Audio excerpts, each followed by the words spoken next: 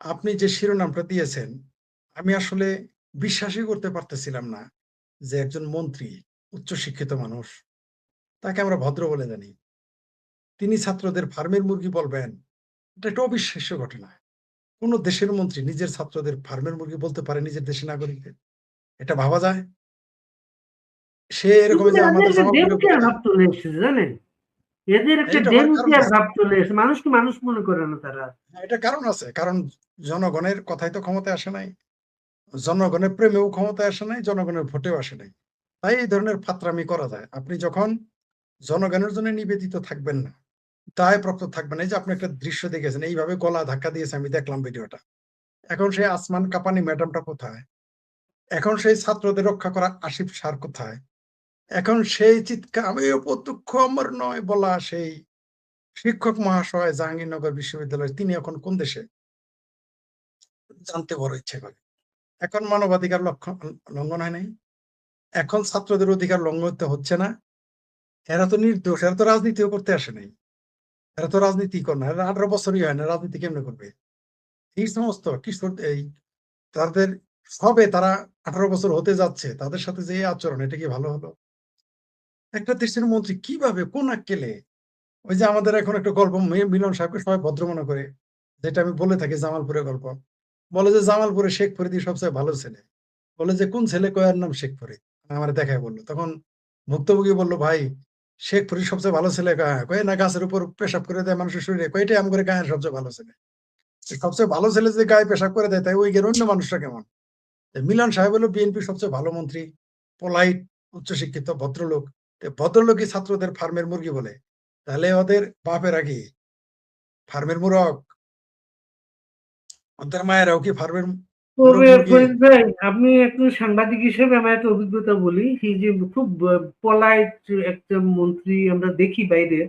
আমি 2001 থেকে 2006 যখন বিএনপি ক্ষমতায়, তখন তার উপজেলা কচুয়াতে আমি রিপোর্ট করতে গিয়েছিলাম। ওই এলাকার কিছু খবর শুনে আমি রহিমানগর বাজার বলে একটা জায়গা, চাঁদপুর শহর থেকে যেতে হয়, ওইখানে গিয়ে আমি ওইখানে যে গিয়েছি আমি আমি লুঙ্গি পরে গ্রামের হাঁটুরের মতো গিয়েছিলাম সেখানে। রহিমানগর বাজারে মিলনের লোকজন গাড়ি চেক করতো বাইরে থেকে কোনো লোক আসছে কিনা। আমি তাই নাকি? হাঁটুরেদের সঙ্গে এমন সাজে গিয়েছিলাম, আমি ওই ব্যাপার পার করে গিয়েছিলাম, এবং সেখানে গিয়ে আমি এক রাত ছিলাম বিভিন্নভাবে, এবং আমি কথাবার্তা বলে গিয়ে আমার মনে হয়েছিল ওই সময়, মানে কচুয়াতে তখন আওয়ামী লীগের কোনো লোক নেই, কোনো জায়গায় কোনো লোক নেই, মানে থাকার থাকার কোনো পরিবেশই ছিল না। কচুয়া বাজারে আওয়ামী লীগের অফিস যেটা ছিল, এইটা কিন্তু চালটা মাটিতে ছিল, এটা বডিটা নাই, চালটা মাটিতে ছিল। আমি তখন চিন্তা করছিলাম যে সরকার পরিবর্তনের পরে কচুয়াতে কি পরিস্থিতি হবে, চিন্তা করছিলাম। সরকার পরিবর্তনটা 111-এর মতো একটা গভর্নমেন্টের মাধ্যমে হওয়ার কারণে ওইটা হয় নাই, কিন্তু প্রতিশোধটা হয় নাই। প্রথমত কচুয়ায় কিন্তু অনেক বড় প্রতিশোধের ঘটনা ঘটতো কিন্তু। হুম, তবে আগামীতে ঘটবে, আগামীতে ঘটবে। এই এইবার 18 যে মাসের বাচ্চারা যে অবস্থা নিয়েছে, তাদের যে নাম, ছোট বাচ্চা তো রে ভাই, আমাদের বললে আমাদের লাগে, তাকে ফার্মের মুরগি বলা মানে সে শুধু না, তার মা বাবাকে সহ বলা হয় সেটা। এবং রাইট। এই বাচ্চারা শহরের সবাই দেখলো যে ঢাকা শহরের এত পানির অবস্থা, স্কুলগুলো ডুবে আছে, আমাদের গার্জিয়ানরা বাচ্চাদের সঙ্গে স্কুলে যায় পরীক্ষার দিন, বাচ্চা এবং মা বাবা দুজন বুক সমান পানিতে করে ঢুকতেছেন। হ্যাঁ, এই যে অপমান বাচ্চাগুলোকে আর কি। এটা কোনোভাবেই মেনে নেওয়া যায় না। একই সাথে তাদের যেভাবে অপমান করেছে, এর জন্য তাকে প্রকাশ্য ক্ষমা চাইতে হবে। পাশাপাশি পরীক্ষা স্থগিত করা হ্যাঁ, উচিত। উনি সংসদে বা ডাইরেক্ট ছেলেরা দুঃখ প্রকাশ করেছেন, ক্ষমা না চাইবেন দুঃখ, না। হ্যাঁ, না দুঃখ বরঞ্চ প্রকাশের এটা। আজকে ছাত্র দলের ছেলেরা মাঠে নেমেছিল এদেরকে শায়েস্তা করার জন্য। পুলিশ এখন পুলিশ ডিপির পেটানো হয়েছে, এবং ছাত্রলীগ, আগামীকালের পরীক্ষা আছে। পরীক্ষার পরে ছেলেরা কর্মসূচির নাম দিয়েছে মার্চ টু শিক্ষা ভবন। শুনেন, এখন আন্দোলনে ছাত্র দল নামলে ওটা হালাল, আগে ছাত্রলীগ নামলে ছিল ওটা হারাম। তার ছেলে মেয়েরা তো আমেরিকায় পড়ে, সে কি বুঝবে বেদনা পানিতে। এই যে একজন, এটা ঠিক যে এটাও নাকি বলেছে যে এই কথাও বলেছে যে তারা আওয়ামী লীগের মতো ধৈর্য ধরবে না, তারা কোন আন্দোলন বরদাস্ত করবে না। এদের এখন কোন আন্দোলন বরদাস্ত, এদের কি এটা রাজনৈতিক আন্দোলন ছিল? ছিল না। ঠিকই বলেছেন, হোয়াইট কালার ক্রিমিনাল বলতে একটা কথা আছে। তো এই যে ছাত্রদের যেভাবে বেজ্জতি করলো, ছাত্র দলের নেতা হুমকি দিল, তাদের নাকি বলেছে এরা টোকাই, তারা বলেছে এরা নাকি নেশাখোর টিকটকার। এখন আন্দোলনকারীদের টিকটকার নেশাখোর মনে হয়। 2024-এর জুলাই সন্ত্রাসের আমলে কি ছিল। তবে বাংলাদেশে আপনি ঠিকই বলেছেন, প্রতি 24 ঘন্টায় এত কিছু ঘটতেছে যে আমরা প্রতিদিন নয়, শুধু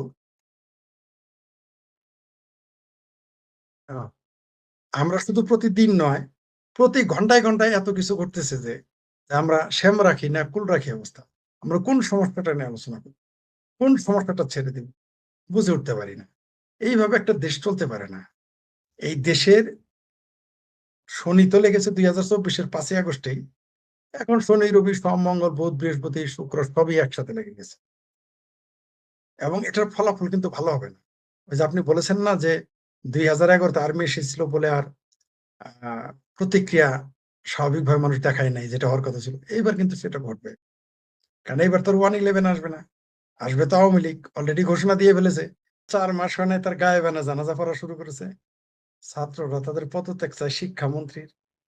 আসলে বিএনপি মানে এরা 17 বছরেও কিছু শিখে নাই, শিখতে চায়ও নাই। ভেবেছিলাম, অনেকেই ভেবেছিল, আমরাও ভেবেছিলাম যে তারেক রহমান 17 বছর ছিল, মিনিমাম মিনিমাম জ্ঞান নিয়ে তিনি ফিরবেন। কিন্তু আমরা উল্টোটা দেখলাম, তিনি কোনো জ্ঞান নিয়ে ফিরেন নাই, বরং এর আগেও যা ছিল তাও বোধহয় লোক পেয়েছে। তা না হলে এইরকম বন্যায় ভেসে যাচ্ছে মানুষ, জলে ভেসে যাচ্ছে, পরীক্ষা কিভাবে চলে? তিনি তো প্রধানমন্ত্রী হিসেবে তার ক্ষমতাধিকার বলে তিনি ফোন করতে পারতেন যে মিলন সাহেব, মন্ত্রী সাহেব পরীক্ষা বন্ধ করেন। এটা কি করলো তারা? আমার তো মাথায় ঢোকে না। মানে তবে ওই এই যে ঘটনার পরে 3টা পরীক্ষা চেঞ্জ করছে এখন তারা। ফিজিক্সের পরীক্ষার প্রশ্নপত্র নিয়ে রাজশাহী ইউনিভার্সিটির একজন টিচার বলছেন এই প্রশ্নপত্র কিভাবে করে ইন্টারমিডিয়েট বাচ্চাদের জন্য, এবং ওই প্রশ্নপত্র এখন মন্ত্রী সংসদে বলছে এই প্রশ্নপত্র নাকি আগের সরকার করে গেছে। ওই যে বাংলাদেশে একটা সুবিধা আছে, তো কোনো কিছু হলে শুধু বলবেন আওয়ামী লীগের দোষ, আর বলবেন ভারত করছে, বাস। আর একটু ভালো হইতো যদি বলতো এই প্রশ্নটা তো ভারত বদলাই দিছে, রাস্তার মধ্যে ভারত বদলাই গেছে, এটা বলে আরো মানুষের খাইতে বেশি, ভারত তাহলে আরো বেশি বদলাইছে। খাইতো। হ্যাঁ, তাছাড়া এটা বলে আরো বেশি খাইতো যে রাস্তার মধ্যে আমি পাঠাইছিলাম অরিজিনাল, এটা তো অন্য প্রশ্ন, এই প্রশ্ন তো আমি দেই নাই। একজন ঠিকই লিখেছেন যে 15 বছর, 15.5 বছর, 16 বছর দেশটা শেখেছে না, কিভাবে চালালো এই দেশটা। এরা 4 মাসে অস্থির হয়ে গেছে। 18 মাসে ইউনুস গায়েব। আমেরিকা না থাকলে তারা তো 8 মাসও চলতে পারতো না। তারেক রহমানও তার পিছনে এত বড় বড় শক্তি থাকার পরেও সে 4 মাস পরেও জনপ্রিয় হয়ে গেল। তাহলে আর 14 মাস পরে কি হবে? আর 14 মাস তো থাকতেই পারবে না। জননেত্রী শেখ হাসিনা ঘোষণা দিয়েছেন ডিসেম্বরে তিনি আসতেছেন। আর জননেত্রী শেখ হাসিনা ঢাকায় পৌঁছা মানে তারেক রহমানের সরকার নাই। তারেক রহমান যদি সরকারও থাকে, শেখ হাসিনার কথায় দেশ উঠবে আর বসবে, আমরা এটা নিশ্চিত। এটাই ঘটবে যদি। এই ব্যাপারটা খুব মজার একটা পরিস্থিতি নিয়েছে যে সরকার একজন আরেকজনের কথা বলে। আজকে আবার ডক্টর জাহিদ প্রেস কনফারেন্স করে বলেছেন তাকে আমরা ওয়েলকাম করব, তিনি পৃথিবীর সেরা আইনজীবীদের নিয়ে আসতে পারবেন, তিনি যদি আদালত আদালত ইয়ে করতে পারেন, আদালত নতুন সিদ্ধান্ত নিতে পারে, ডক্টর জাহিদ বলেছেন। এখনই আইনমন্ত্রী এখনই আইনমন্ত্রী সংসদে বলেছে গতকালকে বিএনপি মির্জা ফখরুল বলেছেন তিনি যাতে বাংলাদেশে আসতে না পারেন। মির্জা গতকালকে বলছেন, আজকে পার্লামেন্টে আইনমন্ত্রী এবং স্বরাষ্ট্রমন্ত্রী বলেছেন তিনি আসার সাথে সাথে অ্যারেস্ট করা হবে এবং ফাঁসি কার্যকর করা হবে। দেখুক না দেখি, শেখ হাসিনাকে মানে ফাঁসি দিবে যাতে না আসেন এত এমন একটা কেন? অ্যাপ্রোচ সবার মাঝে। এতদিন না চাকরি করলো, শেখ হাসিনা পালিয়ে গেছে, শেখ হাসিনা পলাতক, পলাতক ফ্যাসিস্ট আর কোনোদিন ফিরে আসে না, তো এখন আসতেছে, এখন চেঁচাই কেন? এখন এত চেঁচাই কেন?